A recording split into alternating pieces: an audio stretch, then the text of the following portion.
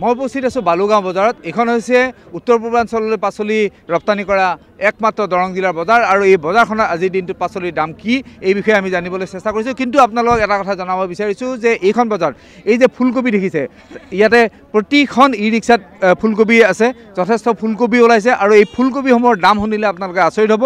এয়া 3 পৰা 4 টকাৰ ভিতৰত তেওঁলোকে কেজি বিক্ৰী কৰিবলগীয়া হৈছে, যাৰ ফলত কৃষকসকলৰ যি লাভ হ'ব লাগিছিল লাভটো দূৰৰ কথা, তেখেতৰ প্ৰতি কেজিত লোকচান হোৱাৰ কথা ক'ব বিচাৰিছে। মই জানিব বিচাৰিম আজিৰ দিনটোত প্ৰতিবিধ পাচলিৰ দাম কিমান? ফুলকবিকে ধৰি ফুলকবি আজি 3 পৰা 4 টকা বিক্ৰী হৈ আছে। যোৱাকালি আপোনালোকে গম পাইছে যে যোৱাকালি আমাৰ ইয়াৰ যিসকল খেতিয়ক আছে তেওঁলোকে নিজৰ উৎপাদনৰ বস্তুখিনি বজাৰত লৈ আহিছিল, তেওঁলোকে ফুলকবিখিনি বিকিব পৰা নাই আৰু 1 টকা কেজিত বিক্ৰী হৈছিল। আজি আমদানিটো বজাৰত অলপ কম আছে, যাৰ কাৰণে আজি 4-5 টকা বিক্ৰী হৈছে।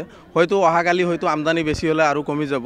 আৰু এই ফুলকবিৰ যিটো মূল্যটো কমি যোৱাৰ কাৰণ আমি বেপাৰীসকলৰ পৰা মানে জানিব পাৰিছোঁ যে তেওঁলোকৰ ৰাস্তা ঘাটখিনি বেয়া হৈ আছে, ৰাস্তা ঘাটখিনি খোল খোৱা নাই, যাৰ বাবে তেওঁলোকে পঠাব পৰা নাই। আৰু আমদানি অলপ বেছি হৈছে, উৎপাদন বেছি হ'লেও যিখিনি উৎপাদন হৈছে এই উৎপাদনখিনি আমাৰ গোটেই অসমতে মানে যিহেতু আমাৰ ইয়াৰ পৰা পাচলিখিনি জানিব বিচাৰিছে যে কৃষকৰতো লোকচান হৈছে। কৃষকৰ যথেষ্টখিনি লোকচান হৈছে, কাৰণ এবিঘা মাটি খেতি কৰিব গ'লে 30,000 পৰা 40,000 টকা খৰচ হয়। বৰ্তমান সময়ত আপোনালোকে গম পায় যে গোবৰ সাৰৰ ইমান দাম, সাৰ পানীৰ পৰা আদি কৰি বিধানৰ পৰা আৰম্ভ কৰি মানে যিমানখিনি মূল্য তাৰ উচিত মূল্যটো আমাৰ কৃষকসকলে নাপায়। আৰু উচিত মূল্য নাপালে কৃষকসকলে কেতিয়াও লাভান্বিত হ'ব নোৱাৰে। এই ক্ষেত্ৰত চৰকাৰৰ বহুত কৰণীয় আছে। চৰকাৰে যদি এই ক্ষেত্ৰত যোগান বিভাগ যে আছে, যোগান বিভাগে যদি কিছু ব্যৱস্থা লয়, কৃষকসকলৰ মানে নিজাববীয়াকৈ বিক্ৰী কৰাৰ যদি বজাৰ ব্যৱস্থা কৰে, তেতিয়াহ'লে কৃষকসকলে উপকৃত হ'ব পাৰিব। আজিৰ দিনটোত মই আপোনাৰ পৰা জানিব বিচাৰিছোঁ যে বিনৰ কি দাম আছে? বিন আজি 20 পৰা 25 টকা বিক্ৰী হৈ আছে। বেঙেনা আপোনাৰ 8 পৰা 10 টকা বিক্ৰী হৈ আছে। বন্ধাকবি বিক্ৰী হৈ আছে আপোনাৰ 8 টকাৰ পৰা 10 টকা। ফুলকবি বিক্ৰী হৈ আছে 4 পৰা 5 টকা। ওলকবি আপোনাৰ হয়তো 15 পৰা 20 টকা বিক্ৰী হৈ আছে। গাজৰ আপোনাৰ 25 পৰা 30 টকা বিক্ৰী হৈ আছে। উৰহি আপোনাৰ 8 পৰা 10 টকা বিক্ৰী হৈ আছে। বিট আপোনাৰ 40 টকা বিক্ৰী হৈ আছে। বিলাহী আপোনাৰ 30 পৰা 35 টকাৰ ভিতৰত বিক্ৰী হৈ আছে। ৰঙালাও আপোনাৰ 10 পৰা 12 টকা। এয়া হৈছে আজিৰ দিনটোৰ দাম। আৰু মোৰ লগত কৃষক আছে, আমি তেওঁলোকৰ পৰা জানো যে ফুলকবি আনিছে আপোনালোকে। ফুলকবি কিমান দাম? ফুলকবি কালি বিকিছিলোঁ আমি 1.5 টকা 1 টকা কৰি, আজি হ'ল যায় আপোনাৰ 4 টকা 5 টকা কৈ আছে।